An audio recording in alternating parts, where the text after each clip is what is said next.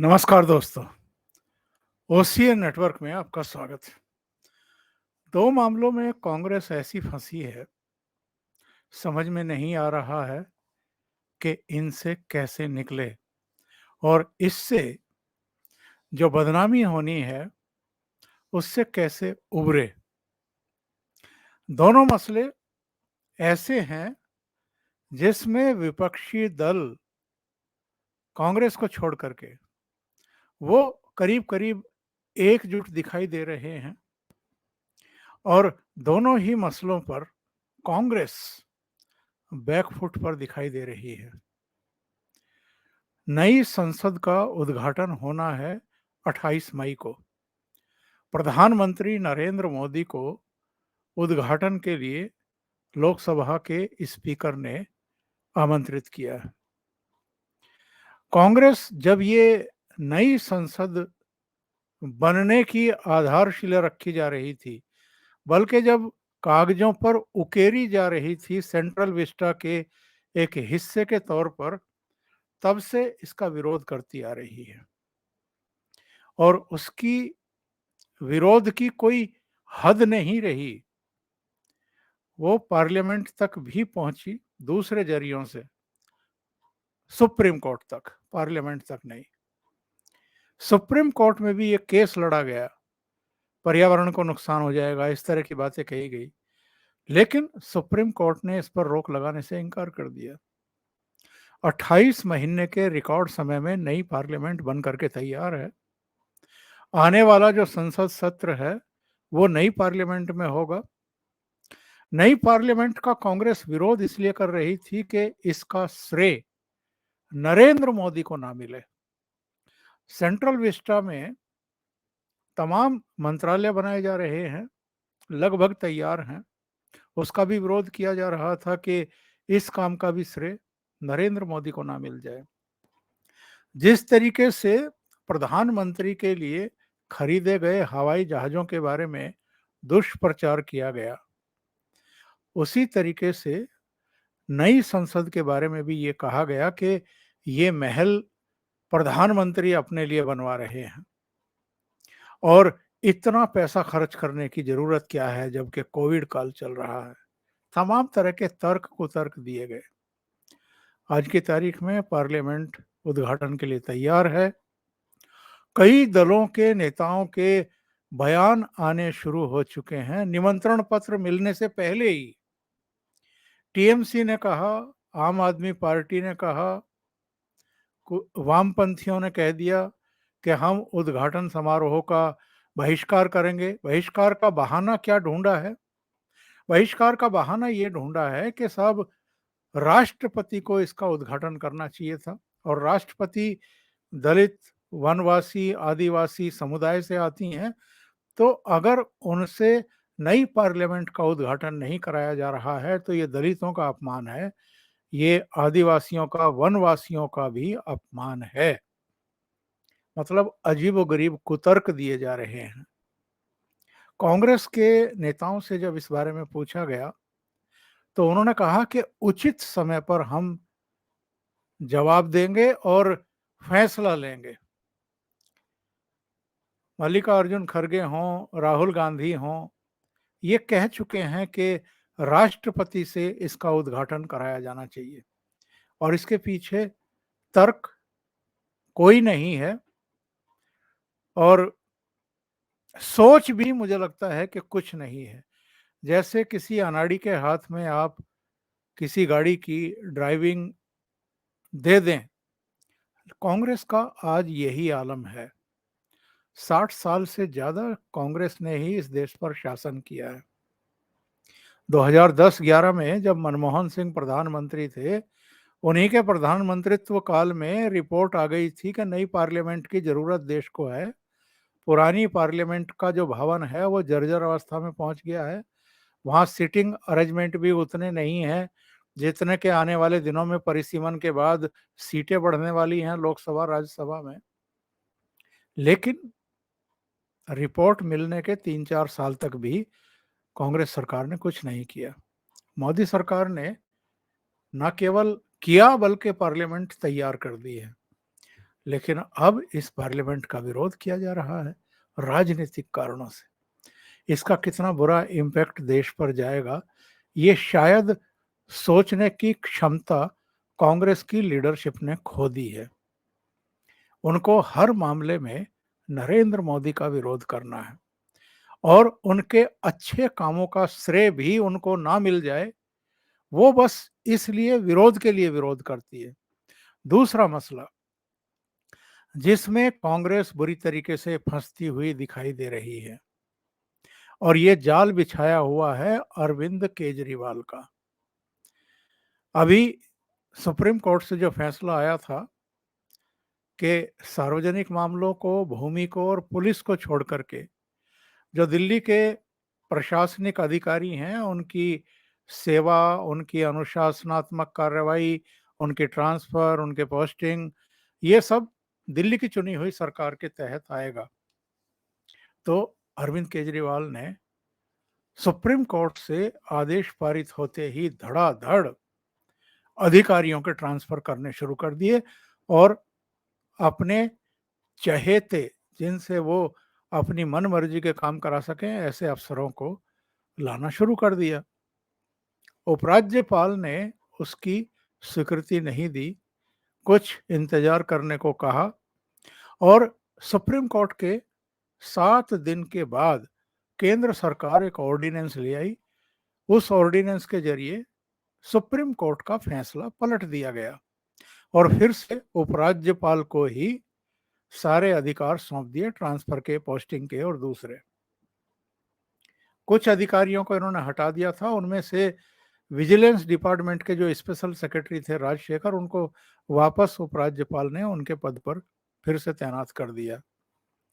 अरविंद केजरीवाल इसे लोकतंत्र की हत्या बता रहे हैं, सुप्रीम कोर्ट की अवमानना बता रहे हैं, एक हल्ला कटा हुआ है और वो अलग अलग पार्टी के नेताओं से जाकर के मिल रहे हैं। नीतीश कुमार उनसे मिले, नीतीश कुमार फिर कांग्रेस के नेताओं से मिले, राहुल गांधी और मल्लिकार्जुन खड़गे से। जो आपका 23 तारीख थी उसमें अरविंद केजरीवाल अपने संगी साथियों के साथ कलकत्ता जाकर के ममता बनर्जी से मिले। 24 तारीख को यानी आज उद्धव ठाकरे से मिलने वाले हैं, 25 को शरद पवार से मिलने वाले हैं। वो कह रहे हैं कि मैं हर विपक्षी दल से इस मामले में सहयोग मांगूंगा कि जब ये मामला राज्यसभा में लेकर के आए मोदी सरकार तो इसके खिलाफ मतदान करें और विधेयक को पारित ना होने दें। अब इसमें तकनीकी भी, राजनीतिक भी, कानूनी भी बहुत सारे पहलू जुड़ गए हैं और कांग्रेस ने अभी तक हाँ हूं नहीं की है, क्योंकि वो बहुत अच्छे तरीके से समझती है कि इसमें जल्दबाजी में लिए गए फैसले से उसको नुकसान भी हो सकता है। लेकिन उसके सामने धर्म संकट ये भी है कि अगर सारे विपक्षी दल अरविंद केजरीवाल को समर्थन देने की बात कर रहे हैं, यानी ऑर्डिनेंस के खिलाफ वोट करने की बात कर रहे हैं, तो ऐसे में जो विपक्षी एकता की अगवा बनने का दावा करती रही है कांग्रेस, वो अलग कैसे रह सकती है। इसलिए बहुत बड़ा धर्म संकट है। कांग्रेस के नेताओं ने अभी ये कह करके किसी तरीके से पीछा छुड़ाने की कोशिश की है कि जो अलग अलग हमारी राज्य इकाइयां हैं उनसे हम परामर्श करेंगे, सेंट्रल लीडरशिप से परामर्श करेंगे और सारे पहलुओं को ध्यान में रखते हुए ही फैसला करेंगे। लेकिन कांग्रेस के 2-3 नेताओं के बयान आ गए हैं और उन्होंने मंगलवार को ये कहा कि किसी भी सूरत में अरविंद केजरीवाल द्वारा इनिशिएट की जा रही इस मुहिम का कांग्रेस को हिस्सा नहीं बनना चाहिए, यानी उनके फैलाए हुए जाल में नहीं फंसना चाहिए। और जो तर्क दिए गए हैं वो तर्क बहुत सॉलिड हैं, अजय माकन के भी और जो इनके पंजाब कांग्रेस के विधायक दल के नेता हैं बाजवा साहब, उनके भी और संदीप दीक्षित के भी। और अजय माकन ने तो यहाँ तक कह दिया है कि अरविंद केजरीवाल के जिस तरह के कार्यकलाप रहे हैं कांग्रेस के खिलाफ, कांग्रेस के नेताओं के खिलाफ, वो बिल्कुल भी सहानुभूति के हकदार नहीं हैं। और अगर कांग्रेस ऐसा करती है, इस अध्यादेश का विरोध करती है अरविंद केजरीवाल के साथ और दूसरे दलों के साथ, तो ये ना केवल पंडित जवाहरलाल नेहरू, सरदार वल्लभ भाई पटेल और बाबा साहब भीमराव अंबेडकर के स्टैंड के खिलाफ जाना होगा, बल्कि लाल बहादुर शास्त्री से लेकर के पीवी नरसिम्हा राव की सरकार तक ने दिल्ली में जो प्रशासनिक व्यवस्थाएं की प्रशासन की व्यवस्थाएं की थी, ये उसके भी खिलाफ होगा। और अजय माकन ने यह भी कहा है कि जो सुविधा अभी तक जो दिल्ली के पूर्व मुख्यमंत्री हैं, उनमें शीला दीक्षित भी है, उनमें साहब सिंह वर्मा भी हैं, सुषमा स्वराज भी हैं, मदन लाल खुराना भी है, ये सुविधा तो उनको भी नहीं मिली थी। तो ये सुविधा अरविंद केजरीवाल को क्यों मिलनी चाहिए, और अरविंद केजरीवाल वो क्यों हासिल करना चाहते हैं जो अब से इनके पूर्व मुख्यमंत्रियों को हासिल नहीं था। और तब भी अफसरों की ट्रांसफर पोस्टिंग होती थी, केंद्र से होती थी, उपराज्यपाल के जरिए होती थी, लेकिन तब किसी भी मुख्यमंत्री ने कभी कोई हल्ला नहीं किया, किसी तरह का बवाल नहीं किया। ये बार बार हर बात पर बवाल कर रहे हैं, और इससे किसी और का नहीं, दिल्ली के लोगों का नुकसान हो रहा है, परेशानियां हो रही हैं। इन्होंने बहुत डिटेल जानकारी दी है। डिटेल जानकारी देने का उतना समय भी नहीं है, लेकिन मोटे तौर पर उन्होंने ये कहा है कि 1956 में राज्य पुनर्गठन समिति ने की एक रिपोर्ट की समीक्षा करने पर पंडित जवाहरलाल नेहरू ने मौजूदा विधानसभा को एक नगर निगम में बदल दिया था, जिससे ये राजधानी क्षेत्र विधायी शक्तियों से रहित हो गया।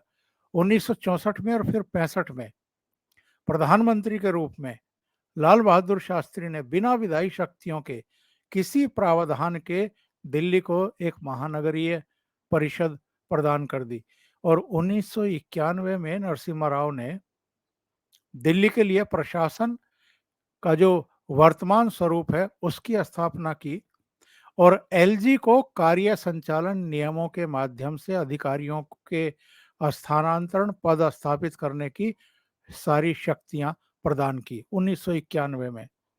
इसलिए आजादी के बाद किसी भी प्रधानमंत्री ने दिल्ली की निर्वाचित सरकार को अधिकारियों को स्थानांतरित या पद स्थापित करने की शक्तियां प्रदान नहीं की।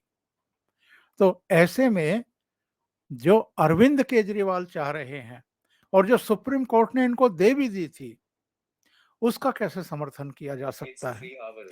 और अजय माकन ने कई और दूसरी बातें भी कही हैं कि ये अलग अलग राज्यों में जाकर के चुनाव लड़ते हैं, कांग्रेस को नुकसान पहुंचाते हैं। जब चीफ जस्टिस दीपक मिश्रा पर महाभियोग चलाने की बात आई थी, तो इन्होंने भारतीय जनता पार्टी का समर्थन किया था। जब जम्मू कश्मीर से 370 और 35 से हटाया गया, तो ये उसका समर्थन कर रहे थे। इन्होंने राजीव गांधी से भारत रत्न वापस लेने का प्रस्ताव पारित किया था। तो ऐसे में कांग्रेस को इनका समर्थन बिल्कुल नहीं करना चाहिए, वो आत्मघाती साबित हो सकता है। इन्होंने ये कहा है कि साहब 21 अक्टूबर 1947 को बाबा साहब अंबेडकर, 1951 में पंडित नेहरू और सरदार पटेल, 1956 में पंडित नेहरू, इन सब ने यही फैसला लिया था जो इस समय दिल्ली में व्यवस्था है, यानी उपराज्यपाल ही अधिकारियों का ट्रांसफर या पदस्थापित यानी उनकी नियुक्तियां वगैरह करेंगे। तो ऐसे में अगर कांग्रेस आज अरविंद केजरीवाल के साथ खड़ी होती है, वो अरविंद केजरीवाल जो कांग्रेस को नुकसान पहुंचाता रहा है, तो ये कांग्रेस के लिए, उन्होंने नहीं लिखा लेकिन मैं कह रहा हूं कि ताबूत में अंतिम कील साबित हो सकती है। और अरविंद केजरीवाल तो जो उन्होंने जाल फैलाया है, चाहते भी यही हैं कि किसी तरीके से कांग्रेस और बाकी के सारे राजनीतिक दल उनके साथ इकट्ठे हो जाएं और राज्यसभा में किसी तरीके से उस विधेयक को रोकें जो इस अध्यादेश का स्थान लेने वाला है। तो कांग्रेस के लिए ये दोनों फैसले करना बिल्कुल आसान नहीं होगा। पार्लियामेंट के उद्घाटन के बहिष्कार का मतलब होगा, चाहे आप बहाना कुछ भी कर लें कि राष्ट्रपति को नहीं बुलाया जा रहा उद्घाटन के लिए, लेकिन इसका बहुत गलत मैसेज भारत के नागरिकों में जाने वाला है। और जो जाल केजरीवाल ने फैलाया है उसमें अगर कांग्रेस फंस गई तो और भी बंटाधार होने वाला है। अभी के लिए इतना ही। बहुत बहुत धन्यवाद। अगर आपको ये चैनल और इसके कंटेंट पसंद आ रहे हैं तो लाइक करें, कमेंट करें, वीडियो को शेयर भी करें। अभी तक अगर आपने ये चैनल सब्सक्राइब नहीं किया है तो सब्सक्राइब कर लें और साथ में लगे बेल आइकॉन को दबा दें ताकि आगे आने वाले वीडियो और उनके नोटिफिकेशन आप तक पहुंचते रहें। बहुत बहुत धन्यवाद। नमस्कार।